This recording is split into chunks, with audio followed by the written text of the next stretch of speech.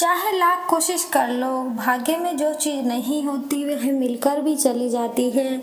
बहुत समय पहले की बात है, एक राजा के राजमहल के निकट ही एक सुंदर सा बगीचा था। उस बगीचे में एक आम का पेड़ था। उस पेड़ पर बहुत सारे आम के फल लगे हुए थे। उस पेड़ की एक डाली नीचे की तरफ झुकी हुई थी। उस बगीचे को देख रेख एक माली करता था, जो एक दिन अचानक बीमार हो गया, जिस कारण से वह बगीचे में नहीं आ सका। उस बगीचे के नजदीक ही एक रास्ता था। उस रास्ते से एक गरीब किसान गुजर रहा था, जो 2 दिन से भूखा था। उस किसान ने देखा कि बगीचे में कोई नहीं है। वह भूख से तड़प रहा था, जिस कारण से वह बगीचे में घुस गया। बगीचे में जाकर वह देखता है कि एक आम का पेड़ है, जिस पर बहुत सारे आम पके हुए फल लगे हुए हैं। वह किसान आम के पेड़ के नीचे जाकर आम के फल तोड़ने की कोशिश करने लगा, लेकिन उस किसान के हाथ में एक भी फल नहीं आया। बहुत प्रयास किसान के हाथ में करने के बाद भी उस किसान के हाथ में एक भी फल नहीं आया। उसी आम के पेड़ पर एक तोता बैठा हुआ था। तोता उस किसान की हरकत को देख रहा था। अंत में तोता कहने लगा, अरे किसान भाई, यह फल तुम्हारे नसीब में नहीं है, क्योंकि जब तक कोई चीज नसीब में नहीं होती तब तक भले ही कितने भी प्रयास कर लो वह मिलती नहीं। किसान तोते की बात को सुनकर कहने लगा, अरे तोता, तू कैसी बेफजूल की बातें कर रहा है। अरे कर्म करना चाहिए और कर्म करने से फल तो अवश्य ही मिलता है, और तू कह रहा है कि नसीब में नहीं है, तब तक कोई चीज नहीं मिलती। तोता कहने लगा, किसान भाई, यह बात तो आपकी अच्छी है, लेकिन फिर भी विद्वानों का मत है। कुछ लोग कहते हैं कि जब कोई वस्तु नसीब में नहीं होती तब तक वह नहीं मिलती।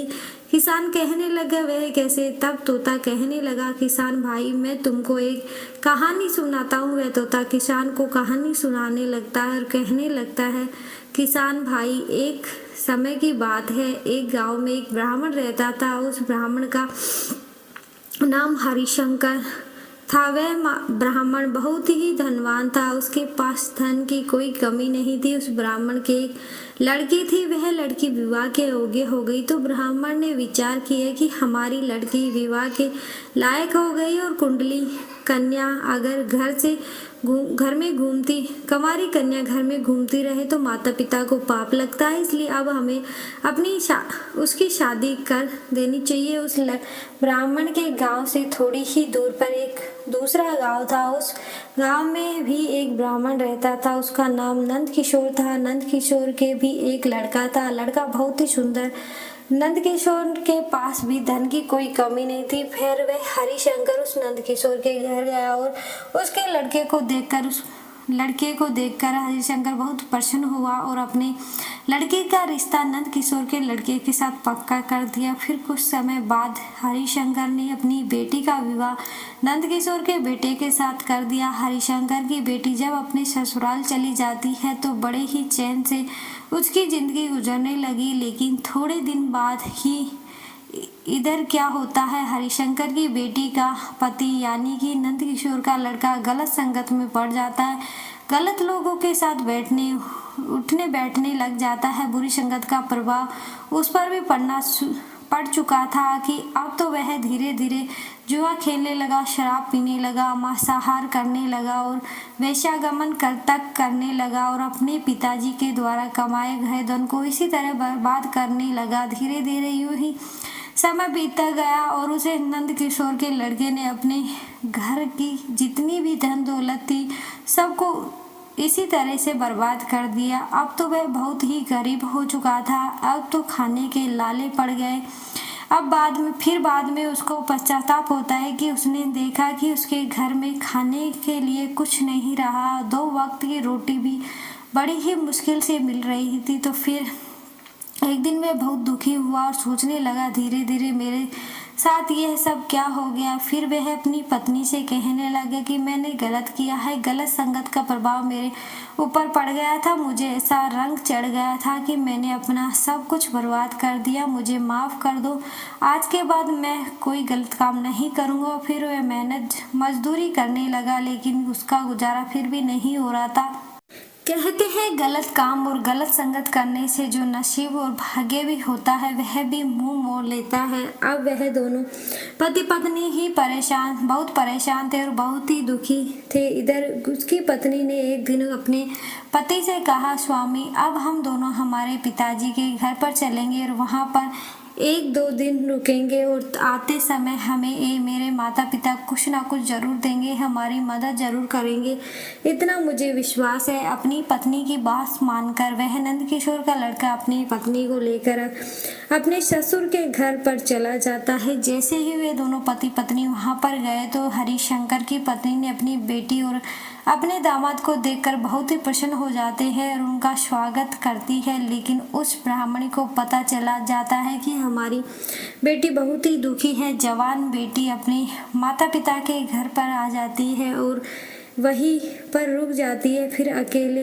अगले दिन ब्राह्मणी ने अपने पति से कहा, स्वामी आपके पास भगवान की दया से किसी भी बात की कमी नहीं है, धन दौलत से भंडार भरे हुए हैं और आपकी बेटी बहुत दुखी है, इसलिए आप इसकी कुछ मदद कीजिए। हरिशंकर अपनी पत्नी से कहने लगा, हे प्रिय, तुम्हें मालूम नहीं तुम्हारे दामाद ने गलत काम किया है और अपने धन को बर्बाद किया है, इसलिए इसके गलत काम से और गलत संगत से इसका भाग्य इससे मुंह मोड़ चुका है, इसलिए मैं इसकी क्या मदद करूं। इसके नसीब में और भाग्य में अभी कुछ दिनों के लिए दुख ही दुख लिखे हुए हैं जो इसे उठाने ही पड़ेंगे। फिर वह ब्राह्मणी कहने लगी, स्वामी वह बात तो आपकी सही है, लेकिन आप तो हर बात से समर्थन है, इसलिए उनकी कुछ तो मदद कीजिए। आपकी इकलौती बेटी है और आपका इकलौता दामाद है और दामाद तो पुत्र के समान होता है, आपका फर्ज है बेटी और दामाद की मदद करना। हरिशंकर ने फिर से अपनी पत्नी को समझाया कि हे प्रिय, तुम कैसी उल्ट पलटन बात कर रही हो, मैंने तुमसे कहा ना कि तुम्हारा इसका नसीब अभी साथ नहीं दे रहा, इसके लिए तुम कुछ समय तक दुख उठाना ही लिख रहा हुआ है, जो इन्हें उठाने दो, हमें इनकी क्या मदद करे। इस तरीके से ब्राह्मणी को समझाने के बाद हरिशंकर अपने घर से निकलकर बाहर चबूतर पर बैठ जाता है। उधर उस ब्राह्मणी को चैन नहीं पड़ रहा था क्योंकि उसकी बेटी बहुत दुखी थी। फिर इधर ब्राह्मणी की बेटी कुछ मदद मांगने के लिए अपनी माँ से बार बार कहना चाहती, वह कहने की कोशिश कर रही थी लेकिन फिर भी वह कुछ कह नहीं पाती। और उधर हरिशंकर का दामाद भी हरिशंकर से कुछ कहने की कोशिश करता लेकिन हिम्मत नहीं हो रही थी कि कुछ मदद मांग लूं। इसी तरह से 2-3 दिन गुजर जाते हैं। बेटी ने समझाया कि यहाँ तो अब कुछ मदद मिलने वाली नहीं, हमारे माता पिता मदद के बारे में कोई बात भी नहीं करते हैं, चलो अब अपने घर ही चलते हैं। फिर हरिशंकर की लड़की ने अपने पति से कहा, चलिए स्वामी अब हम अपने घर ही चलते हैं, अगर किस्मत में दुख लिखा हुआ है तो दुख उठाना ही पड़ेगा। फिर अगले दिन सुबह खाना खाने के बाद हरिशंकर की बेटी ने अपने माता पिता से कहा कि अब हम आज्ञा दीजिए, हम वापस अपने घर पर जाना चाहते हैं। फिर हरिशंकर ने जवाब दिया, ठीक है बेटी जाओ, आप जानते हैं कि आखिर माँ तो माँ होती है। माँ को फिर भी चैन नहीं पड़ रहा था। माँ ने कहा, ठीक है बेटी जाओ, मैं तुम्हारे लिए कुछ खाने की व्यवस्था कर दूंगी, घर पर खाना खा लेना, शाम के समय इतनी लेट पहुंचकर भोजन कब बनाओगी। उधर उस ब्राह्मणी ने अपनी बेटी के लिए कुछ लड्डू बनाए और लड्डू में अपने पति से छिपाकर सोने की मोहरें रख दी और वह लड्डू अपनी बेटी को दे दिए और कहा कि जाओ बेटी, यह लड्डू घर पर जाकर खा लेना। फिर उन लड्डुओं को लेकर वह अपने माता पिता से आज्ञा लेने के बाद हरिशंकर की बेटी अपने पति के साथ अपने ससुराल चल देती है। चलते चलते शाम होने वाली और उधर उसके पास इतना पैसा भी नहीं था कि किसी साधन की वह घर तक जल्दी से पहुंच जाते। वह बहुत दूर था, शाम होने वाली थी, पर चलते चलते उन्हें पीछे देखा तो एक बैलगाड़ी वाला आ रहा था। उस बैलगाड़ी वाले को उस बेटी ने और उसके पति ने हाथ दिया और कहा कि भाई साहब, हमको हमारे घर तक पहुंचा दो क्योंकि शाम हो गई है, हमारे घर दूर है। उस बैलगाड़ी वाले ने कहा, आपके पास किराया के लिए कुछ पैसा है? फिर उन्होंने जवाब दिया, हमारे पास पैसा तो नहीं है, ये लड्डू है।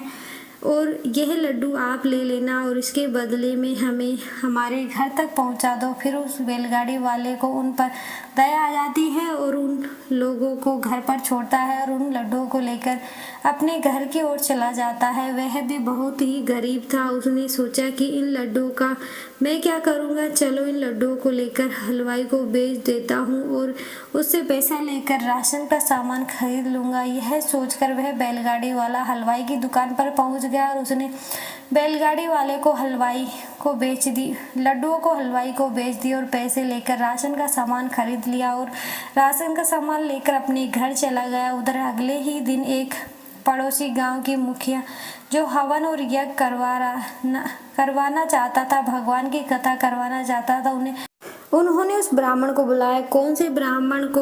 उस हरिशंकर जो कि बेटी का पिता था। उसके पूजा का सामान लिखवाया कि हरिशंकर ने लड्डू भी लिखवा दिए। फिर वह मुखिया सारा सामान लेकर आता है और इधर वह ब्राह्मण कथा करने के लिए पहुंचा और उसने कथा की यज्ञ किया। उसके बाद में जो लड्डू मंगवाए थे वह लड्डू सी हलवाई से लाए गए जो वह बैलगाड़ी वाला बेचकर आया था। उस गाँव में के मुखिया ने उस लड्डुओं को उस हरिशंकर को दे दिया और कहा कि यह लीजिए आपका प्रसाद। उन लड्डुओं को लेकर हरिशंकर अपने घर चला जाता है और अपनी पत्नी को दे देता है। फिर वह ब्राह्मणी जब लड्डुओं को खाती है तो उसमें से सोने की मोहरें निकलती है। ब्राह्मणी वो लड्डू पहचान लिए और पहचान कर वह रोने लगी।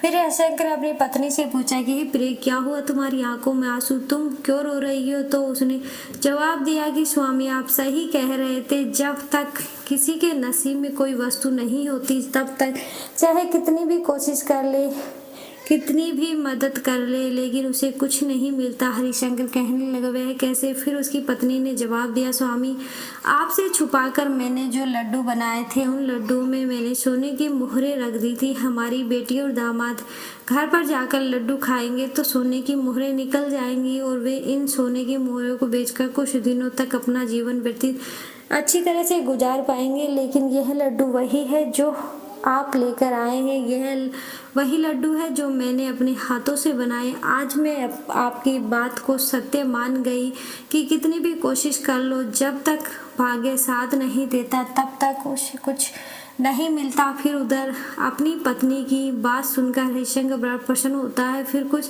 समय के बाद हरिशंकर की बेटी और दामाद का भाग्य जाग जाता है और उनके घर में खुशियाँ आ जाती है। सभी बिगड़े हुए काम अपने आप बनने लगते हैं और उनके जीवन में खुशियाँ ही खुशियाँ आती है और धीरे धीरे उनके पास धन इकट्ठा होना उन्हें लगता है। तब तोता उस किसान को समझाता हुआ बोला कि जब तक नसीब में कोई वस्तु नहीं होती तब तक भाग्य साथ नहीं देता, तब तक कितनी भी कोशिश कर लो कुछ नहीं मिलता। इसलिए किसान भाई तुम बार बार आम का फल तोड़ने की कोशिश कर रहे हो परंतु यह फल तुम्हारे नसीब में नहीं है, इसलिए तुम व्यर्थ में कोशिश ना करो। फिर वह किसान तोते की कहानी सुनकर वहां से चला जाता है। वीडियो अच्छी लगी तो वीडियो को लाइक करें, चैनल को सब्सक्राइब जरूर करें।